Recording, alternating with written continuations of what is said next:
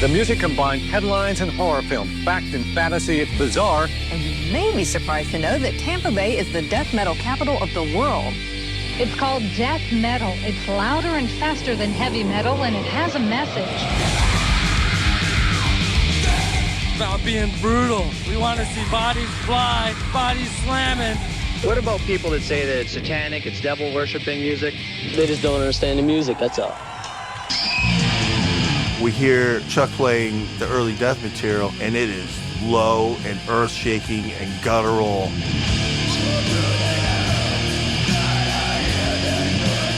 And I think the real thing that Chuck was able to do that was unlike a lot of other people in that extreme scene back then was he found a sound that was uniquely his. It was something different. Oh man, that's freaking badass, that's freaking cool.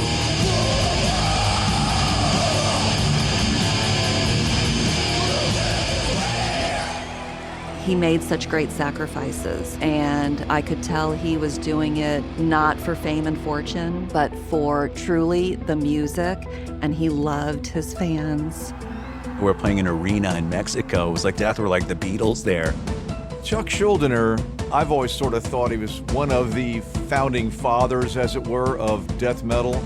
He had every bit of drive that you would ever want from an artist. For me, music is the dream, and to keep reaching for bigger things, that's what my goal was. As his albums progressed, he didn't pull inspiration from the outside world, he pulled it from within and brought it out.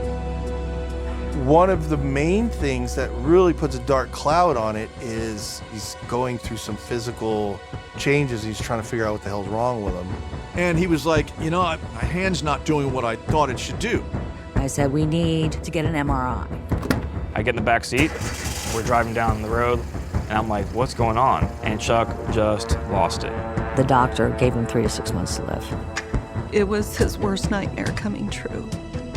We were in the middle of working on the Control Denied album, and he was hell-bent on getting that album done. For Chuck, it had to be a race against time. His health versus his music.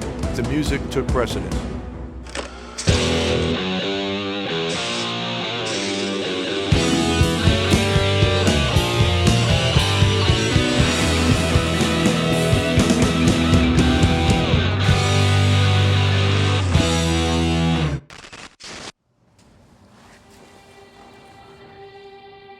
Oh yeah, this wall, we were spray painting it all the time with our favorite bands. And this is a wall in the Coconut Grove neighborhood in Miami. And I had just finished spray painting the Death logo on the wall because we were such huge fans. So it's a pretty cool moment. My name is Paul Masvidal. I'm a guitar player and vocalist in a band called Cynic, and I met Chuck through the underground tape trading scene in probably 1986. And then one day I get the call and Chuck's like, dude, can you help me? I've got a gig in Mexico in like 2 weeks. And I was like, yeah.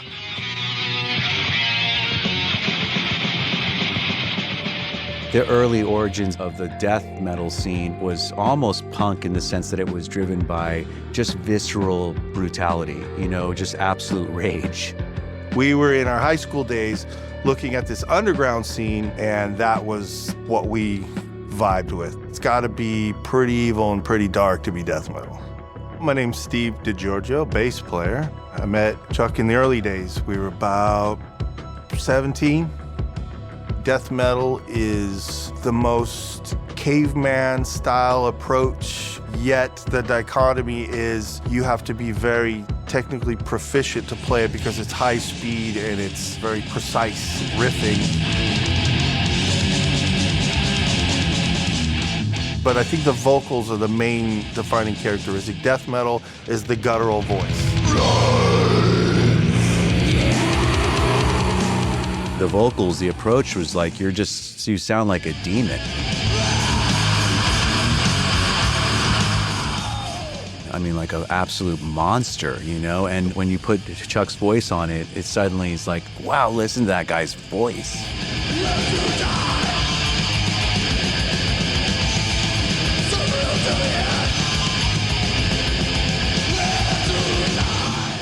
To me, when I first heard it, I said, this guy just swallowed broken glass. It was sort of different than a lot of the other concurrent death metal bands. My name's Jim Morris. I met Chuck Schuldiner in the late 80s and did several albums with him in the 90s and in the 2000s, and I considered him a personal friend. The first time I ever heard about Death was when we got a call to record an album. But my first reaction was, my parents aren't going to like this at all. And that's sort of the point. It was break all the rules, let's get as extreme as we can get. And Chuck was sort of right in the front of that. As a death metal singer, I try to make things interesting and as catchy as possible.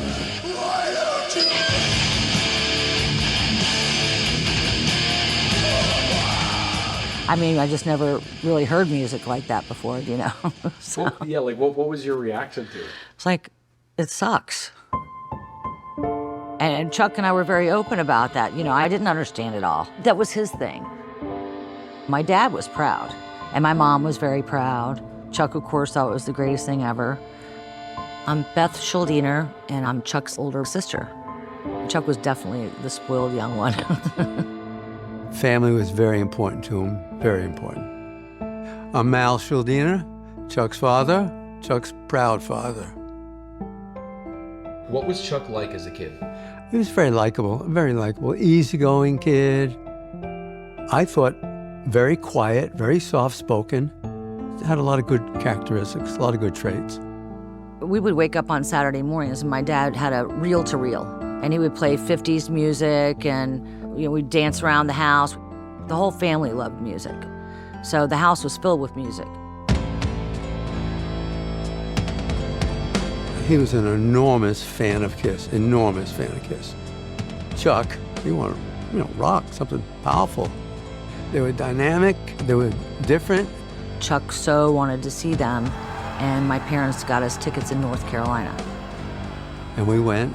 Chuck was thrilled with it. I mean, it was great stuff. Halloween, dress up for Kiss, Kiss birthday cakes, and so he'd paint posters with his friend David Menchu. Chuck and I met in the 5th grade, and he noticed that I was drawing Kiss pictures on the back of my folders. I'm David Menchu, and Chuck was my best friend. We discovered so much together as kids, and we discovered heavy metal together, and just obsessed. Judas Priest and Iron Maiden, Metallica's Kill 'Em All, darker stuff like Bathory. Chuck was a huge Venom fan. Chuck started playing guitar. He learned by obsessing, sitting in the bedroom for hours every day, and he just got heavier and heavier and darker. And then he met Rick. My name is Frederick Donald DeLillo. I go by Rick Ross in the death metal world, and met Chuck Schuldiner in 1983 at a backyard party. Swapped numbers and then just started hanging out. He had a garage. I was like, woo! We just all got together and just played in that garage. Yeah, it was cool stuff, man. Chuck was like the master of tape trading. The both of us would sit in his room. We would dual cassette it all day long, just freaking making tapes. He was really good at it. Yeah, he was a pretty dedicated guy, man. He was, succeed in what he wanted to do.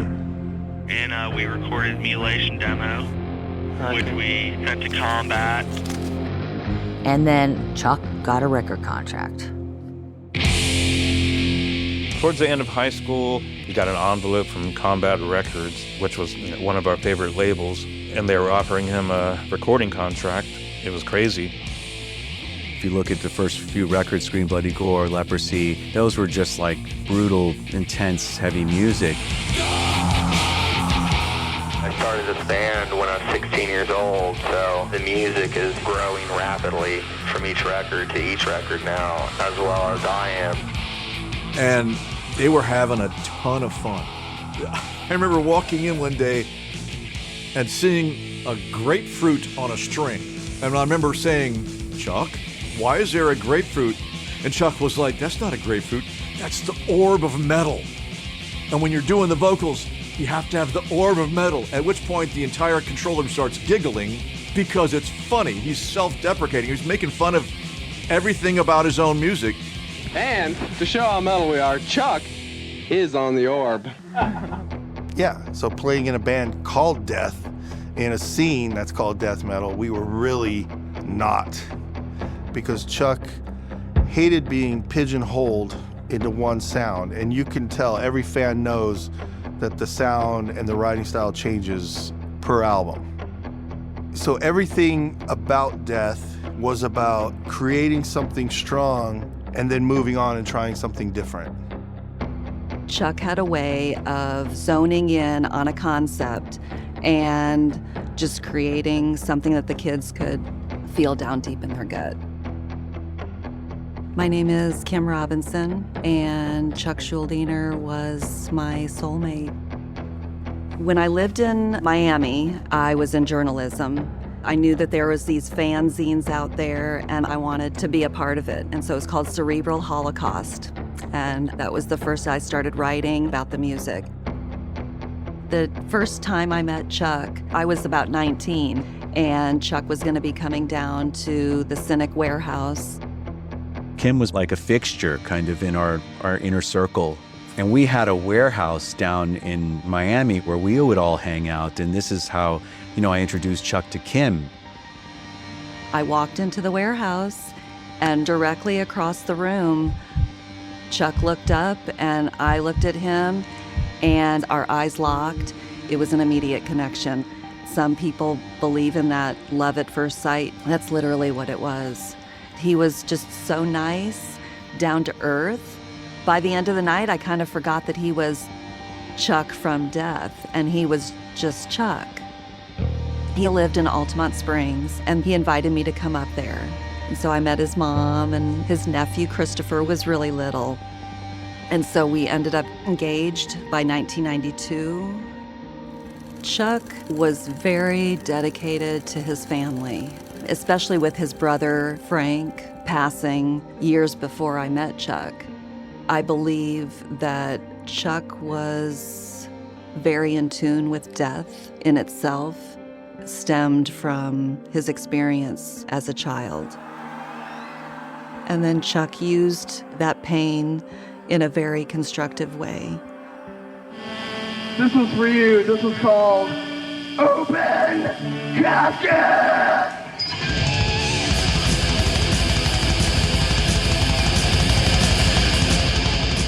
And so when it came time, we were talking in his bedroom.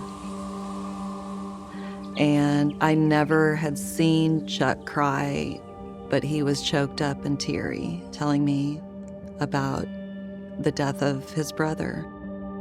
So Chuck's the youngest. Yes, I'm middle, and Frank is the eldest. And he's 4 years older than you? Correct. He was our big brother, so we looked for him to take care of us. But I think that Chuck with Frankie, it was a very loving relationship. He looked up to Frankie, and Frankie took care of him. He was an Eagle Scout. He played tri-level chess. He was an intellect, but he was really casual and fun and sweet. He didn't grow past 16. Frankie was visiting my aunt and uncle and their kids in Greenville, South Carolina. We received a phone call from my uncle. I was next to my mother. We were in the kitchen, and she answered the phone in the kitchen. She just knew that there was a horrible accident, and that's when she dropped the phone. And maybe in a half an hour, we were in the car headed to South Carolina. I remember the drive there was probably 10 hours, but it seemed like 20. And we went to the hospital, and when we walked in, I remember a nurse saying to my mother, "Your son died." And she said, "He's in the cooling room, so we'll take you there. Kids stay here." And it was just me and Chuck. When the situation with Frank happened, Chuck told me that Frank had gone to the cousin's house, and apparently they were playing with guns they found, and the bullet hit Frank in the head. Then another nurse came up and handed to me a brown bag. She said, "Give this to your parents." And I said, "Okay." And then Chuck and I looked in the bag, and it was my brother's clothing, saturated in blood.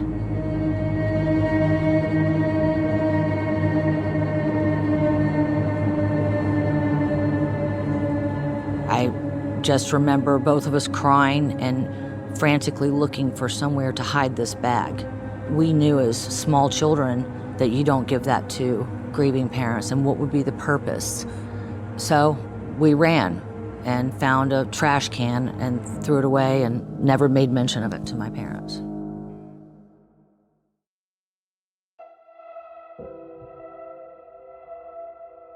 And then the next day, relatives coming in from everywhere and a funeral. We had never been to a funeral before, so you don't know what to expect, your children. And I remember walking in with Chuck. There was an open casket with our brother in it. And I do remember Chuck saying, "Can I touch him?" And I said, "It's not a good idea," because I regret having done that. Because you're a child, you don't know, you think you're gonna touch a warm face. And I'm so glad he didn't, because I think that would have even just been so much worse. And I remember at the time, Chuck asking me, is it okay for boys to cry? You know, I was young myself, you know, of course. My father, he was hurting. You know, my mom was almost like a zombie, really. And she was also afraid to let us out of her sight. Life changed. Life certainly changed for Chuck.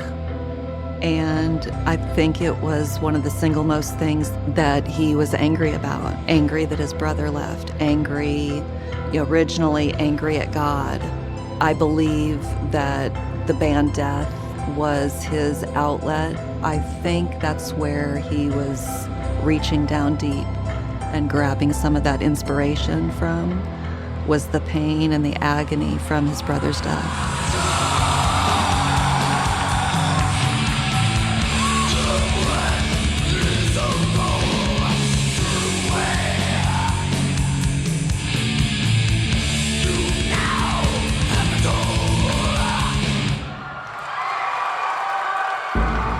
Yeah, he tried to really write more socially aware lyrics, personal experiences, and he was into this semi-cerebral state of writing stuff that's interesting, and he's enjoying it. He loved being different. When you're in death metal, thrash metal, whatever, black leather jacket, black t-shirt, usually logo of your favorite band stuff, and you see him walking around with a Blondie shirt, white t-shirts with kitty cats on them.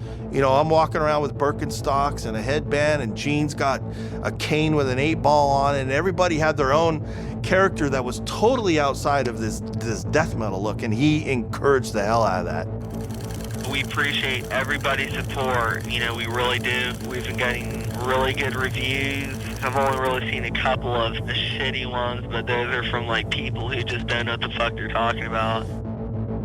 And that's when things started really opening up for him, getting better publicity and coming into his own. And at this time, Death was a force. As he was getting more notoriety and the albums were starting to sell, we realized that when you're like a sole proprietor of a business and you're dealing with the business side, the musical side, and then the touring side, all the logistical things about touring, there was a weight on him. Sometimes he would be upset at things that were going on tour. Describe what it was like being on tour with Chuck. Every time was different. Try to do a few tours, go to Europe a few times, come back home, never finish a tour. He's developing a reputation for leaving tours, canceling shows. We had a tour manager on this particular tour that was an old buddy of mine, and I told him straight up, grab him by the shirt. Physically, do not let him just, I'll be right back. No.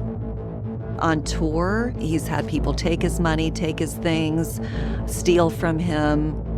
He was on the phone with the owner of Combat Records, just screaming at this guy, and I was like, whoa.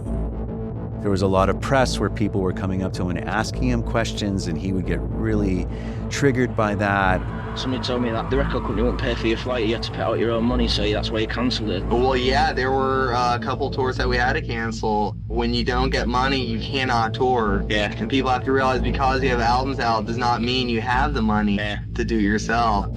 He was pushed to his edges, and sometimes it would turned that corner, where it was just like, whoa, okay. There's a lot of nostalgia in death metal and people love to gossip. So he would always, you'd see him in old interviews saying, no more rumors, don't believe the rumors, because he felt very betrayed. Oh, Merry Christmas. At the same time, he couldn't wait for the tour to end so he could get back home. He became homesick a lot. These are mail made in 1962. He just wanted to be home with his mom. The death of Frankie made such a powerful impact in his life that he took care of everything. I think he definitely gave family priority. He did not like touring. I mean, he loved his fans. He loved being in the moment, but that whole process killed him. My name is Chris Steele. Chuck Schuldiner is my uncle, my mother's brother. And here's a few minutes with Chris Steele. Christopher loved Chuck so much. That's my uncle. He's afraid of spiders. You know it. God, it was so crazy. They almost seemed like they were the same age when they were together sometimes. I think that Christopher allowed him to go back and be the child he was before Frankie died. Frankie's passing, there was still always a shadow of that over the family. You'd see my grandparents pass by his picture and stop for a second, look at it. There's Frankie. And I think when a major loss like that occurs, there's collateral damage, and I think the holidays are one of those things. And Chuck was like super into holidays. Yeah, he definitely kept the family traditions going. He was all about his family. When he wasn't doing music, he was doing family and home. I think he was able to throw the switch back and forth and really concentrate on one thing or the other thing. I first really started directly working with Chuck on the Symbolic album and then The Sound of Perseverance. He said to me he wanted to lean on me for some more advanced musical approaches. I think he felt somewhat limited by what death metal had become. He's heard everywhere. I mean, it's to the point where you hear like all the post bands that kind of borrowed from them, right? It's like, oh, those are death riffs, And when the bands that were following in line of the death sound, we're talking about Satanism and the demons, and he's getting lumped in with bands that are doing it blatantly. Reality is far more brutal than a demon tearing someone's heart out. That just does not happen in life. I see no demons around me. I think if there's evil, it's people. Yeah, he was asking record companies to not do combined record ads, like separate his album release advertisements from the other bands. Anything to create a distance from what they were doing because he believed he was doing something totally different. Those bands hated Chuck. They would write to him terrible things. They would pass rumors through the rumor mill and that they thought he was a sellout. That wasn't his intent, but he just wanted to evolve. Chuck was very intense about recording, about what he was trying to do. And on the day we're starting vocals, Chuck says to me, Jim, I don't want to start the vocals yet. I want to listen to everything. My reaction is, we don't have the budget for that. Chuck's, I got to do it. It's important. I'm like, it's important to you, it's important to me.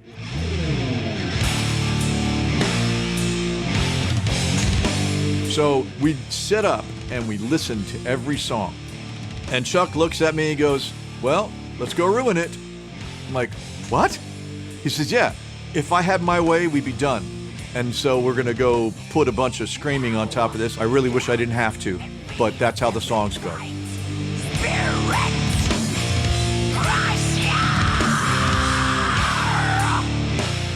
In the back of my mind, I'm thinking, well, it's a joke, right? He's joking, ha, let's go ruin the record. It's a great record, and it's gonna be even better with the vocals on it. But that stuck with me the whole time. Let's go ruin it. And that's the predecessor to what Control Denied was all about. That's where he was going, and I didn't know it at the time. What's interesting with Chuck, he always had at his disposal, like an endless flow of ideas, and he was just ready to reinvent himself. In fact, he got so sick of his own vocal style that he quit singing for his own band and got someone that he was a fan of. Control Denied is very much a band. It's going to be equally as important, even more so than what Death has done, because it will have the ability to go farther in what I feel needs to be done musically that can't be done with Death. For him, that was, let's do just as extreme music, but with melody At that point, Chuck's the songwriter and the main guitar player. Richard Christie, Shannon Hamm, Steve DiGiorgio, and then doing vocals, you add Tim Amar into it.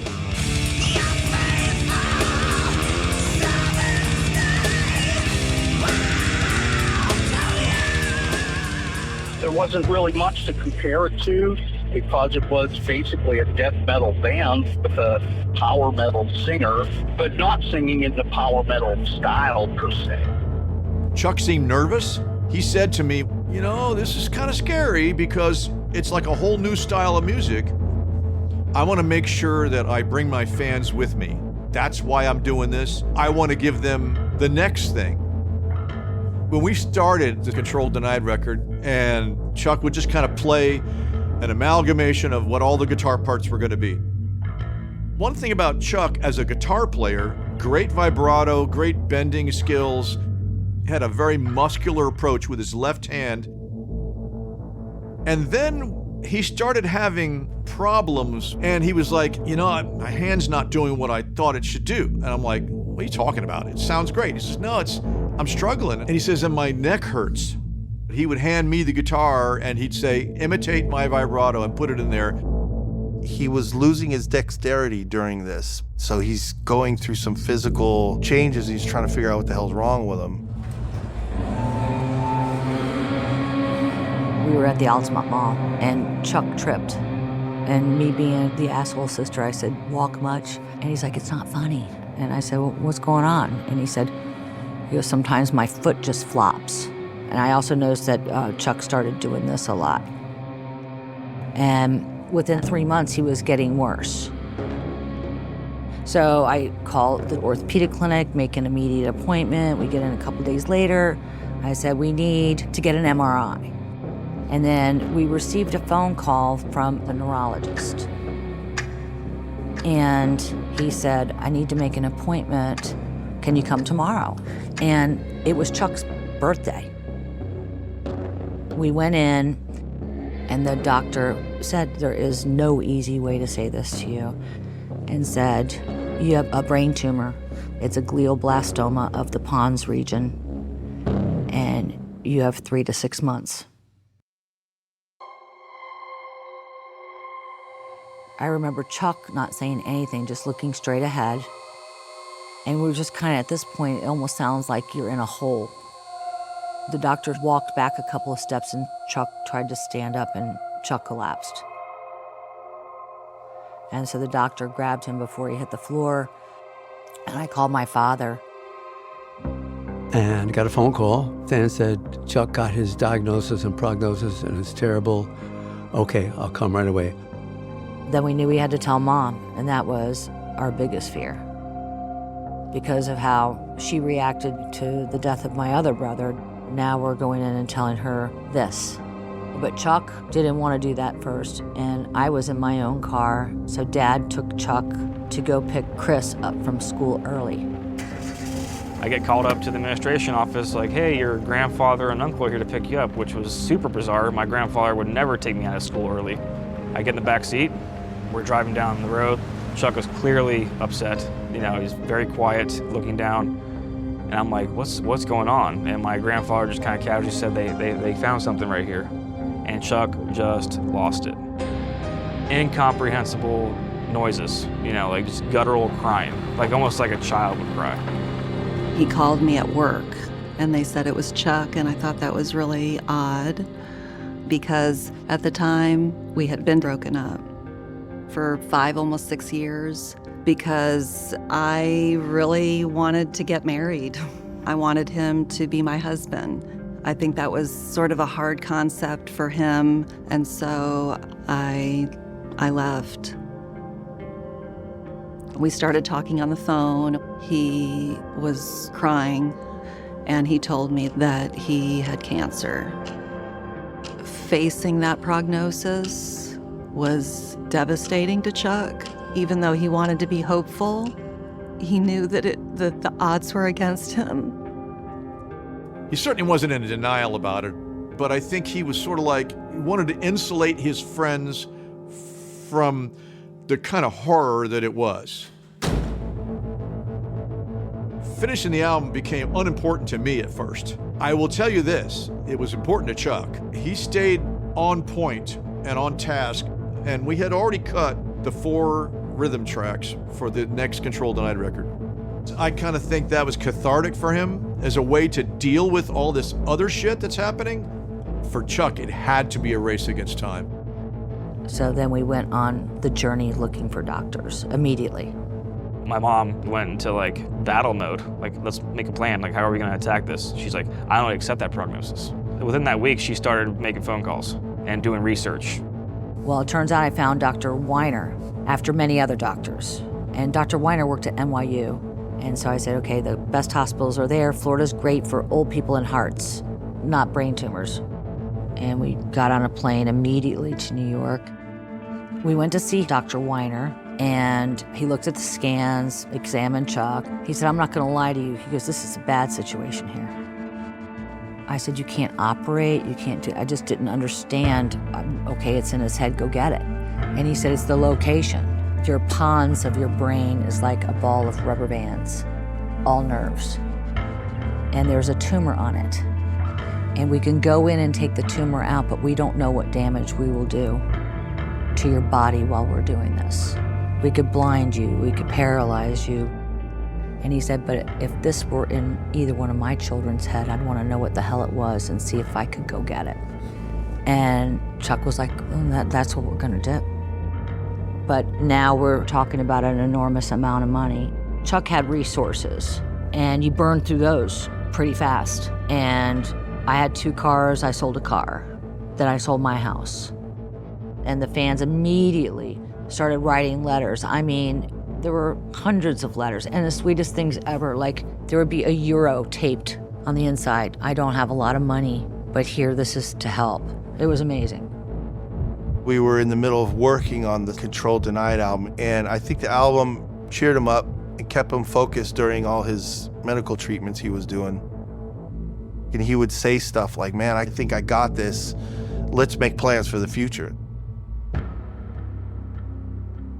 So when the brain surgery was finally scheduled, it was hours long, hours long. Any kind of brain surgery is going to be very worrisome. I mean, we were so scared sitting there waiting for the doctors to come out. I mean, anything could have happened on the table. He could have passed away there. He could have been injured to the point where maybe he would be a vegetable at that point. Who knew? So, I mean, it was brutal. I said to Bethan, I wish I could trade places with him. I would have given him a brain transplant if I could have. Can't do it.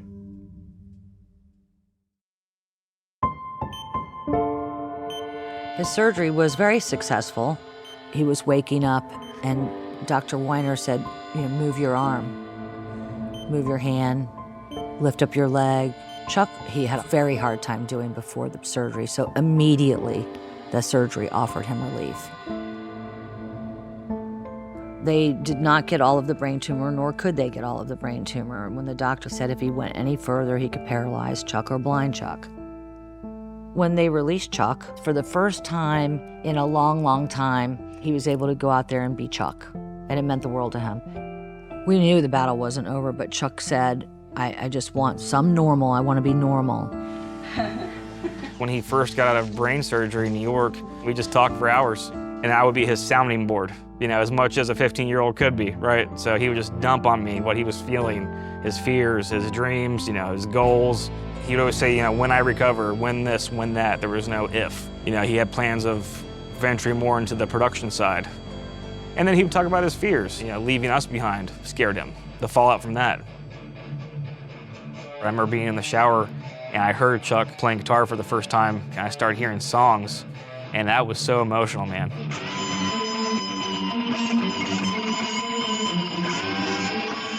I got goosebumps. I got that pit in my stomach. It was like a very visceral feeling to hear that music again. It was like almost hearing him break free of chains. It was amazing. There was an upswing to his health.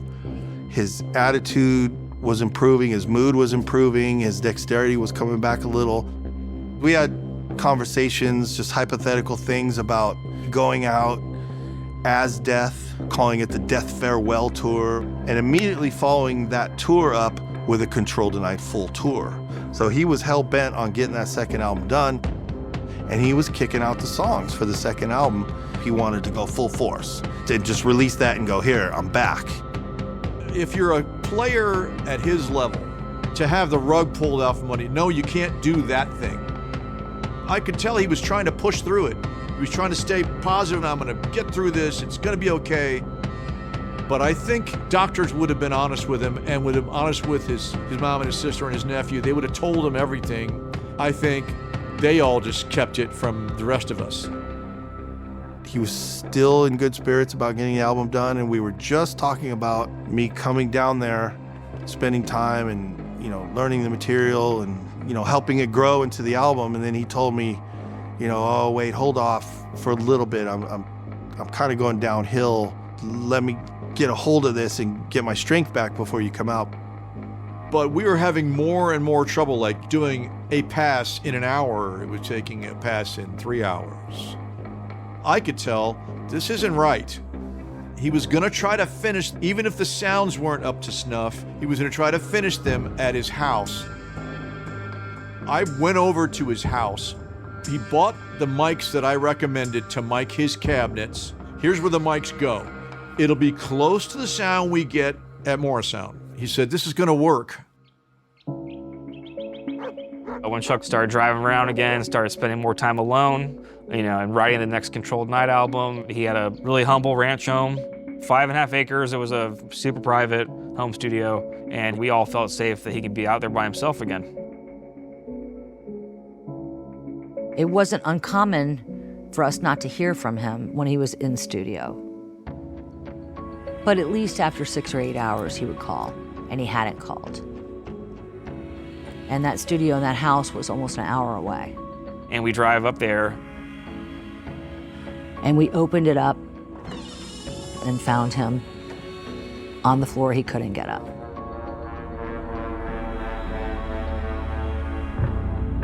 And he said, it's back. This was right around the same time he was telling me, hey, if I don't make it, I need you to stand up for me at my funeral. And I'm like, holy crap, that's really heavy. That was kind of the smack in the face with the 2x4. We might not finish the record. The challenge was, after a while, speech started to then deteriorate as well, and it became difficult. It had hurt him to be losing his ability to speak properly. He said, I can hardly say, I love you, Mom, or I love you, Dad. It's getting more difficult. And at one point, couldn't speak anymore. So I tried using like a board with letters on it, with different letters on different lines and pointing to them, and it helped a little bit, but it was very frustrating because it was very slow. And it was a very difficult time for him and for us too, of course. I called Dr. Weiner in New York, and I said, Chuck's getting weaker. He said, can you get his latest scan sent to me? I said, yeah, I had a scan yesterday. And he called me, and he said, I'm surprised Chuck's communicating at all. He said, Chuck may have less than a day to live. I said, what? And he said, less than a day. Well, Chuck was in the hospital. I went up to Chuck's room, and I pulled Mom out in the hall, and I said, Mom, I'm taking Chuck out of this hospital today. She said, oh, don't, he'll die. I said, he's dying. And we promised he would not die in a hospital. So I'm taking him out of the hospital today. It was around Christmas time, so we made sure the living room was as cheerful as possible. We went into the house. It was all lit up Christmas. We had a Christmas tree up, decorations, we had the fireplace going. And a tear fell from his eye. I remember getting him in bed. Once that all settled down, yeah, it got really quiet and somber.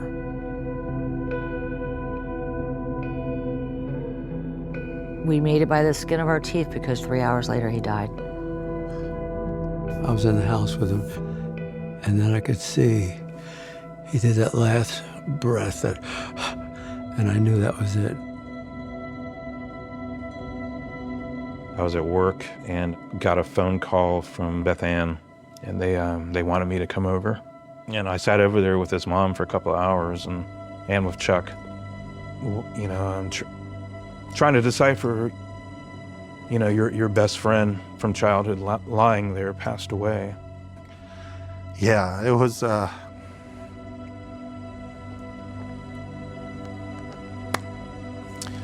tough. It was December 17th, 2001. At that time, I had signed a contract to go to the Army. The Army let us go home on holiday. And I got off the plane and I just saw my parents' face and I knew that he had passed away. And I had just missed him by a few days. And so I petitioned my NCO if I could stay a little bit extra and attend his funeral. Because we weren't married and because we weren't together, they would not approve it. And I will always regret not just sticking through with him and giving him the ultimatum of getting married.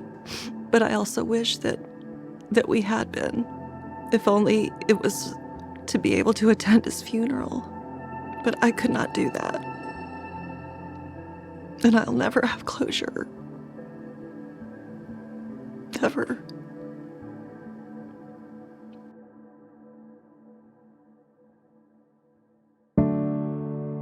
What do you miss the most about Chuck?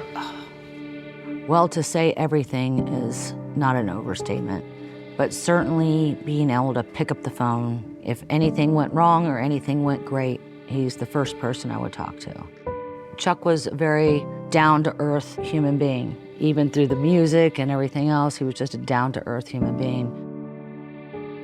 I really genuinely believe, you know, artists are like muses in the sense that we're just obviously like vessels for information. And Chuck was a true embodiment in the sense that he was just trying to work through shit. He was just trying to get it out there and say something. I think definitely there's been a lot of growing as a person and musically, which go hand in hand together. Chuck was showing people that you can progress, right? That you don't have to, you know, stay in your little bubble. He was just showing people, yeah, you can change, and it's fine. For someone like Chuck, do you think it was super challenging for him to come to terms with not being able to finish that Control Denied album? Oh, hell yeah. Because he was pretty excited to show everyone like, hey, look what I went through, and I'm still able to create this. Yeah, so in his mind, that album was very important to him. There's a path to finishing the record. It's difficult. It's sort of, we'd have to do it forensically. It's kind of one of my goals in my career to get that record done for Chuck. He was so young. He had so much more to say. That's the thing. But as much of it seems like a tragedy, it's like celebrate the body of work that he left behind. He did a lot. Do you feel what I feel?